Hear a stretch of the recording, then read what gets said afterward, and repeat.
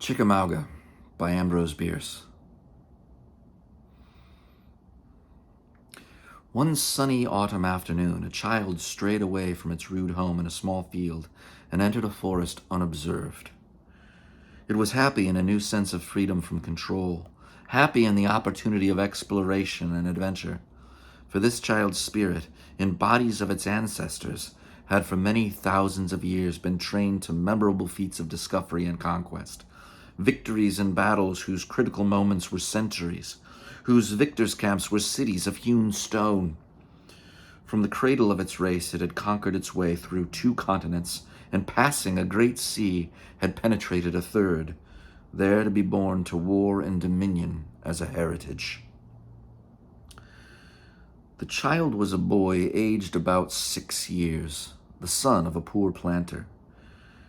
In his younger manhood, the father had been a soldier, had fought against naked savages, and followed the flag of his country into the capital of a civilized race far to the south. In the peaceful life of a planter, the warrior fire survived. Once kindled, it is never extinguished. The man loved military books and pictures, and the boy had understood enough to make himself a wooden sword, though even the keen eye of his father would hardly have known it for what it was. This weapon he now bore bravely as he became the son of an heroic race, and pausing now and again in the sunny spaces of the forest assumed, with some exaggeration, the postures of aggression and defense that he had been taught by the engraver's art. Made reckless by the ease with which he overcame invisible foes attempting to stay his advance, he committed to the common enough military error of pushing the pursuit to a dangerous extreme, until he found himself upon the margin of a wide but shallow brook, whose rapid waters barred his direct advance against the flying foe that had crossed with illogical ease. But the intrepid victor was not to be baffled. The spirit of the race which had passed the great sea burned unconquerable in that small breast, and would not be denied. Finding a place where some boulders in the bed of the stream lay but a step or a leap apart, he made his way across and fell again upon the rear guard of his imaginary foe, putting all to the sword. Now that the battle had been won, prudence required that he withdraw to his base of operations. Alas, like many a mightier conqueror, and like one, the mightiest, he could not curb the lust for war, nor learn that tempted fate will leave the loftiest star. Advancing from the bank of the creek, he suddenly found himself confronted with a new and more formidable enemy. In the path that he was following sat, bolt upright, with ears erect and paws suspended before it, a rabbit. With a startled cry, the child turned and fled. He knew not in what direction, calling with inarticulate cries for his mother, weeping, stumbling, his tender skin cruelly torn by brambles, his little heart beating hard with terror, breathless, blind with tears, lost in the forest. Then for more than an hour he wandered with erring feet through the tangled undergrowth, till at last, overcome by fatigue, he lay down in a narrow space between 2 rocks within a few yards of the stream, and still grasping his toy sword, no longer a weapon but a companion, sobbed himself to sleep. The woodbirds sang merrily above his head. The squirrels, whisking their bravery of tail, ran barking from tree to tree, unconscious of the pity of it, and somewhere far away a strange muffled thunder, as if the partridges were drumming in celebration of nature's victory over the son of her memorial enslavers. And back at the little plantation, where white men in black were hastily searching the fields and hedges in alarm, a mother's heart was breaking for her missing child. Hours passed, and then the little sleeper rose to his feet. The chill of the evening was in his limbs, and the fear of the gloom in his heart. But he had rested, and he no longer wept. With some blind instinct which impelled him to action, he struggled through the undergrowth about him and came to a more open ground. On his right, the brook. To the left, a gentle acclivity studded with infrequent trees. Over all, the gathering gloom of twilight. A thin, ghostly mist rose along the water. It frightened and repelled him. Instead of recrossing in the direction whence he had come, he turned his back upon it and went forward toward the dark and closing wood. Suddenly he saw before him a strange moving object which he took to be some large animal, a dog, a pig. He could not name it, but perhaps it was a bear.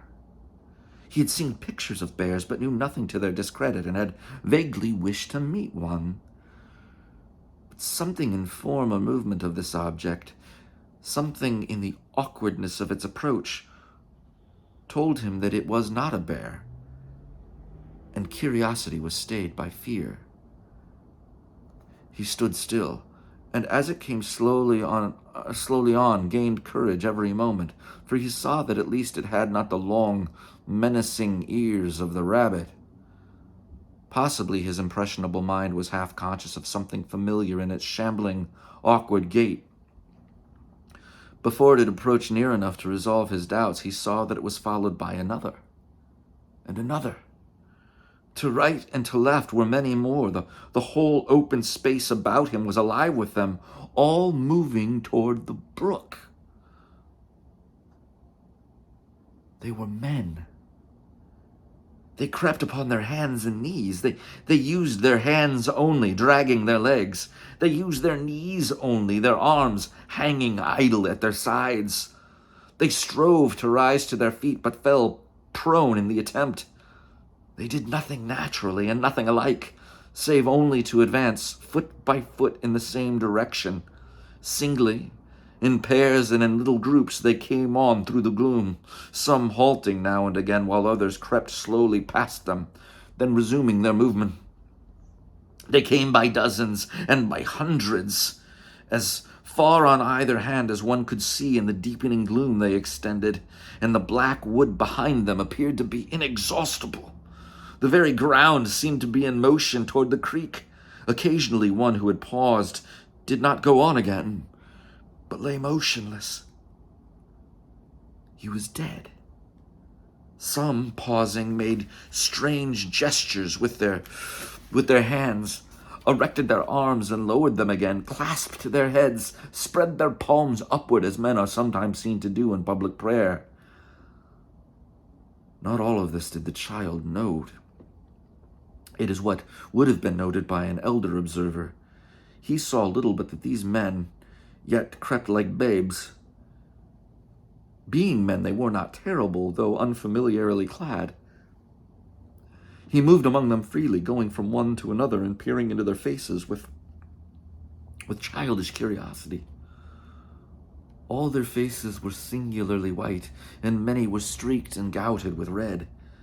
Something in this, something too, perhaps, in their grotesque attitudes and movements, reminded him of the painted clown whom he had seen last summer in the circus, and he laughed as he watched them.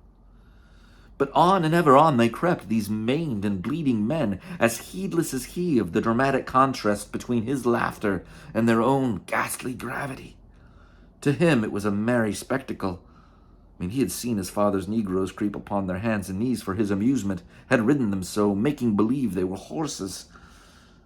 He now approached one of these crawling figures from behind, and with an agile movement mounted it astride. The man sank upon his breast, recovered, flung the small boy fiercely to the ground as an unbroken colt might have done, then turned upon him a face that lacked a lower jaw. From the upper teeth to the throat was a great red gap fringed with hanging shreds of flesh and splinters of bone. The unnatural prominence of nose, the absence of chin, the fierce eyes gave this man the appearance of a great bird of prey, crimsoned in throat and breast by the blood of its quarry. The man rose to his knees, the child to his feet. The man shook his fist at the child. The child, terrified at last, ran to a tree nearby, got upon the farther side of it, and took a more serious view of the situation. And so the clumsy multitude dragged itself slowly and painfully along in hideous pantomime, moved forward down the slope like a swarm of great black beetles with never a sound of going, in silence, profound, absolute. Instead of darkening, the haunted landscape began to brighten. Through the belt of trees beyond the brook shone a strange red light, the trunks and branches of the trees making a black lacework against it. It struck the creeping figures and gave them monstrous shadows, which caricatured their movements on the lit grass. It fell upon their faces, touching their whiteness with a ruddy tinge, accentuating the stains with which so many of them were freaked and maculated. It sparkled on buttons and bits of metal in their clothing. Instinctively, the child turned toward the growing splendor and moved down the slope with his horrible companions. In a few moments he had passed the foremost of the throng, not much of a feat considering his advantages. He placed himself in the lead, his wooden sword still in hand, and solemnly directed the march, conforming his pace to theirs and occasionally turning as if to see that his forces did not straggle. Surely such a leader never before had such a following. Scattered about upon the ground, now slowly narrowing by the encroachment of this awful march to water, were certain articles to which, in the leader's mind, were coupled no significant associations. An occasional blanket tightly rolled lengthwise, doubled and the ends bound together with a string, a heavy knapsack here and there, a broken rifle, such things, in short, as are found in the rear of retreating troops, the spoor of men flying from their hunters. Everywhere near the creek, which here had a margin of lowland, the earth was trodden into mud by the feet of men and horses. An observer of better experience in the use of his eyes would have noticed that these footprints pointed in both directions. The ground had been twice passed over, in advance and in retreat. A few hours before, these desperate, stricken men with their more fortunate and now distant comrades had penetrated the forest in thousands. Their successive battalions, breaking into swarms and reforming in lines, had passed the child on every side, had almost trodden on him as he slept. The rustle and murmur of their march had not awakened him.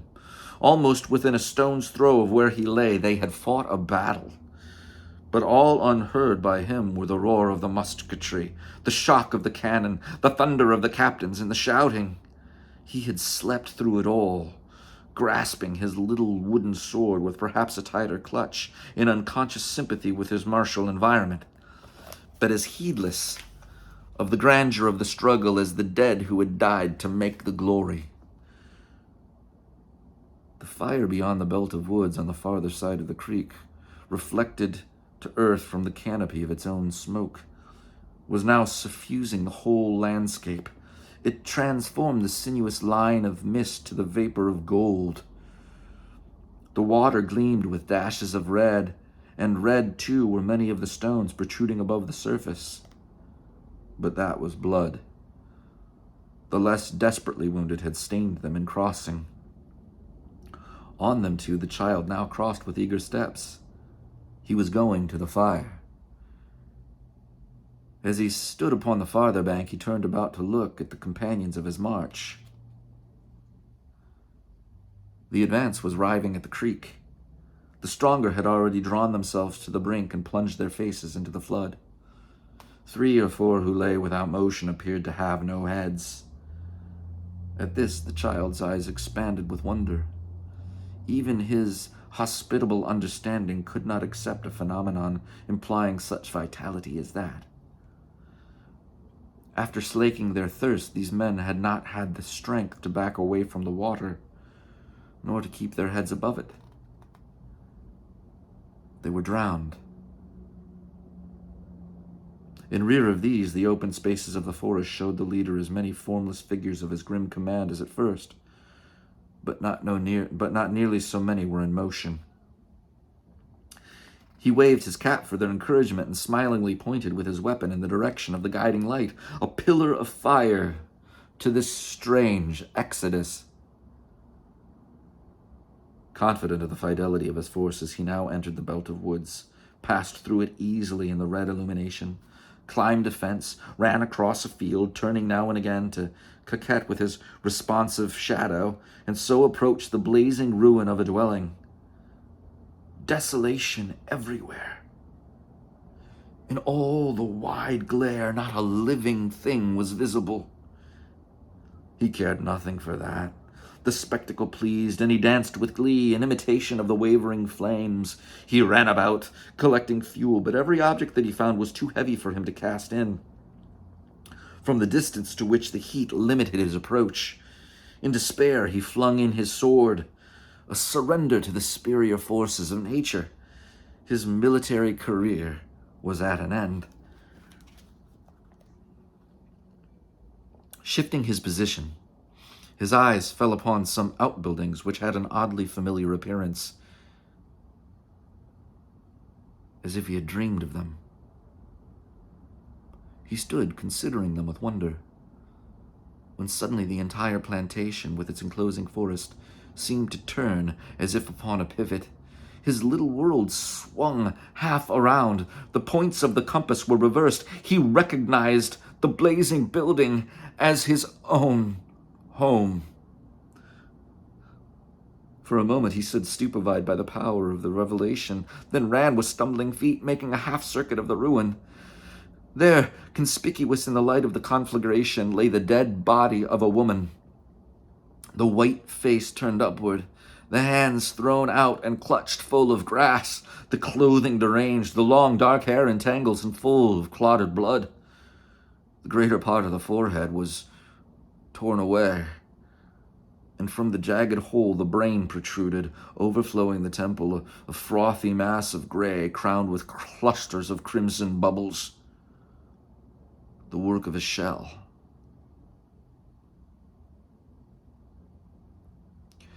The child moved his little hands, making wild, uncertain gestures. He uttered a series of inarticulate and indescribable cries, something between the chattering of an ape and the gobbling of a turkey. A startling, soulless, unholy sound, the language of a devil. The child was a deaf mute.